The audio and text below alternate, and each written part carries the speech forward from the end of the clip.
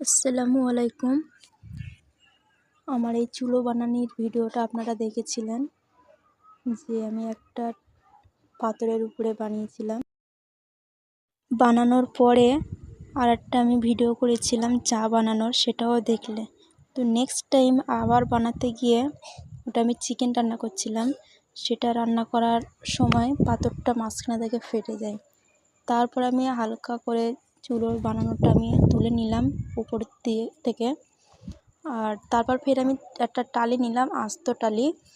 টালি তো আপনারা জানেন, আগেকার মানুষরা যখন টালির ঘর বানাতো সেই টালি। তো আমি টালির উপরে এটা সেট করে দিলাম। দেখার পরে দেখো আরও কত সুন্দর লাগছে। আমার ঠিক করা হয়ে গেছে। আমি পরের ভিডিওটা আমি আবার নিয়ে আসবো এই চুলোটায়। তো আমার এই চুলো বানানোটা কেমন হয়েছে আপনারা কমেন্ট করে বলবেন। আর আমার চ্যানেলটিকে অবশ্যই সাবস্ক্রাইব করবেন আর আমার পাশে থাকবেন।